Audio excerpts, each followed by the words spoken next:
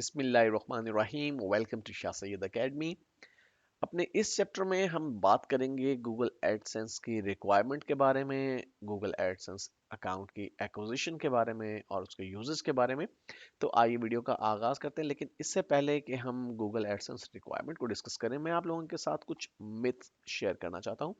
कुछ लोग ये समझते हैं, कुछ मिसअंडरस्टैंडिंग जो है उनके जहन में गूगल एडसेंस प्रोग्राम के हवाले से शामिल है, खास तौर पे जो पाकिस्तानी लोग हैं। तो उसमें जो पहली मिथ है या मिसकंसेप्शन है कि जी पाकिस्तान में तो जी गूगल एडसेंस बैन है और गूगल एडसेंस अकाउंट पाकिस्तानियों को नहीं मिलते। ऐसा बिल्कुल नहीं है। गूगल एडसेंस पाकिस्तान में बैन नहीं है, गूगल एडसेंस पाकिस्तान में मिलता है।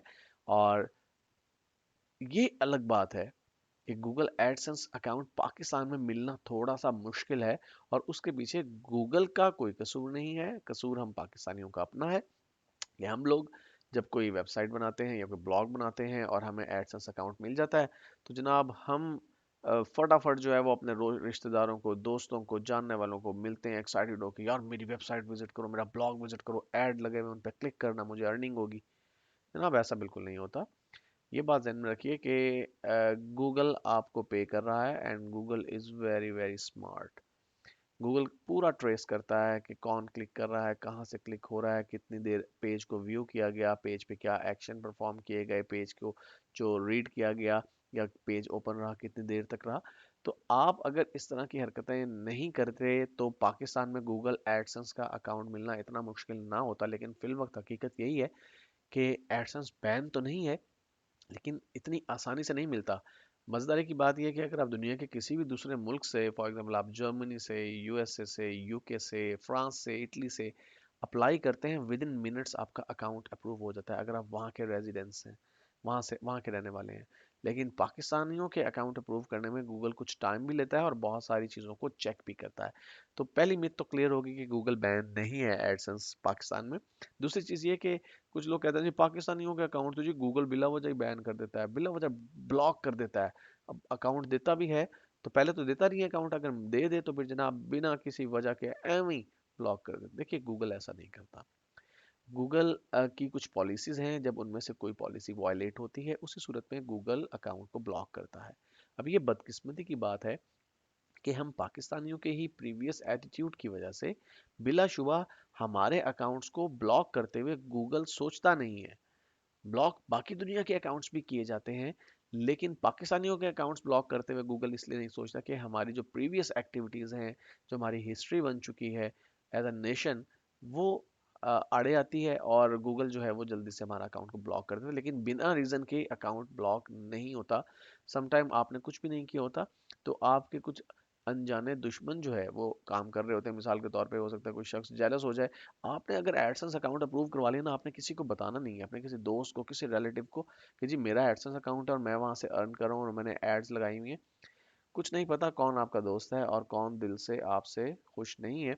और एन मुमकिन है कि आपका कोई दोस्त नुमा दुश्मन या दुश्मन नुमा दोस्त जो है वो आपकी वेबसाइट पे जाए और क्लिक बम्बारमेंट कर दे। क्लिक बम्बारमेंट का मतलब है कि बिला वजह क्लिक करता चला जाए एड्स के ऊपर, और इस सूरत में आपका अकाउंट लाजमी ब्लॉक हो जाएगा।